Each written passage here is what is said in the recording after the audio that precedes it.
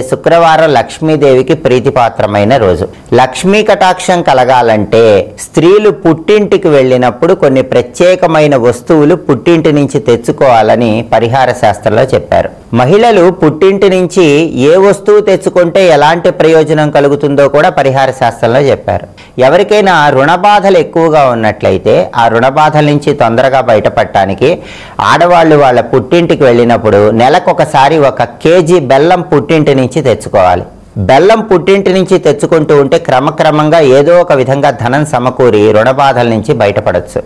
అలాగే పుట్టింటికి వెళ్ళినప్పుడు పసుపు, కుంకుమ, ఎర్రటి గాజులు వీటిని అత్తవారింటికి తెచ్చుకోవటం ద్వారా దీర్ఘ సుమంగళి తత్వాన్ని సిద్ధింపజేసుకోవచ్చు.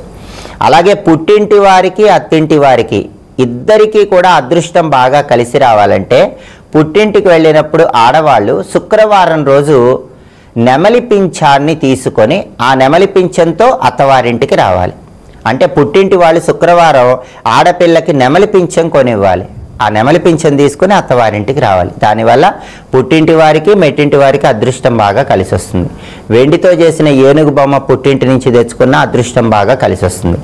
అలాగే ఎవరైనా ఇల్లు కొనుక్కోవాలని, స్థలం కొనుక్కోవాలని చాలా కాలంగా ప్రయత్నిస్తున్నా అవి ఆలస్యం అవుతూ ఉన్నట్లయితే ఆడవాళ్ళు పుట్టింటికి వెళ్ళినప్పుడు మట్టితో చేసినటువంటి కుండను ఒకటి పుట్టింటి నుంచి అత్తవారింటికి తెచ్చుకోండి. ఆ కుండను ఉత్తర దిక్కులో ఏర్పాటు చేసుకోండి. అత్తవారింట్లో పుట్టింటి నుంచి తెచ్చిన మట్టి కుండను ఉత్తర దిక్కులో ఉంచుకుంటే క్రమక్రమంగా ఏదో ఒక విధంగా భూములు, గృహాలు కొనుగోలు చేసేటటువంటి శక్తి కలుగుతుందని పరిహార శాస్త్రంలో చెప్పారు. అయితే ఎట్టి పరిస్థితుల్లో మహిళలు పుట్టింటికి వెళ్ళినప్పుడు ఆవకాయ పచ్చడి తెచ్చుకోకూడదు. ఎందుకంటే ఆవకాయ పచ్చడిలో నూనె, ఉప్పు ఉంటాయి. నూనె కానీ ఉప్పు కానీ పుట్టింటి నుంచి అత్తవారింటికి తెచ్చుకుంటే అనేక రకాలైన ఇబ్బందులు వస్తాయి. అలాగే చాలామంది ఆడవాళ్ళు పుట్టింటి నుంచి కిరాణా సామాన్లు తెచ్చుకుంటూ ఉంటారు. వాటిలో చింతపండు లేకుండా జాగ్రత్త పడాలి. ఒకవేళ చింతపండు ఉన్నట్లయితే కొంత ధనం పుట్టింటి వాళ్ళకి ఇచ్చి చింతపండు తెచ్చుకోవాలి. ఆవకాయ తెచ్చుకున్నా కొంత ధనం ఇచ్చి తెచ్చుకోవాలి. ఎందుకంటే చింతపండు ధనం ఇవ్వకుండా తెచ్చుకున్నట్లయితే అది అత్తవారింటికి పుట్టింటి వారికి మధ్య కొన్ని విభేదాలను కలిగింపజేస్తుంది. అలాగే పుట్టింటి నుంచి ఉచితంగా పాలు ఎప్పుడూ తెచ్చుకోకూడదు. పుట్టింటి నుంచి పాలు తెచ్చుకుంటే ఉచితంగా అత్తవారింట్లో వారికి అనారోగ్య సమస్యలు ఏర్పడే సూచనలు ఉన్నాయని పరిహార శాస్త్రంలో చెప్పారు. అదేవిధంగా పుట్టింటి నుంచి ఇనుప వస్తువులు తెచ్చుకోకూడదు.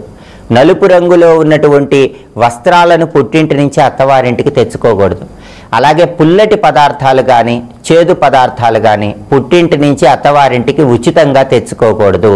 కాకరకాయలు, మెంతి కూర వీటిని కూడా అత్తవారింటికి ఉచితంగా తెచ్చుకోకూడదు. అలా చేసుకుంటే లక్ష్మీ కటాక్షం తగ్గిపోతుందని పరిహార శాస్త్రంలో చెప్పారు.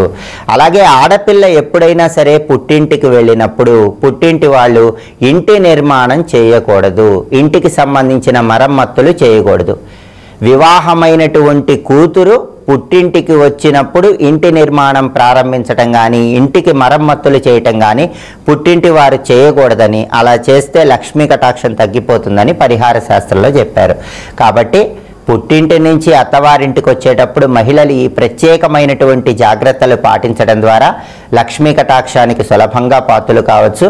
అలాగే శుక్రవారం సందర్భంగా ఇంట్లో దీపారాధన చేశాక ఓం శ్రీం నమః అనే మంత్రాన్ని వీలైనన్ని సార్లు పఠించడం ద్వారా శ్రీ మహాలక్ష్మీదేవి సంపూర్ణమైన అనుగ్రహానికి సులభంగా పాత్రలు కావచ్చు.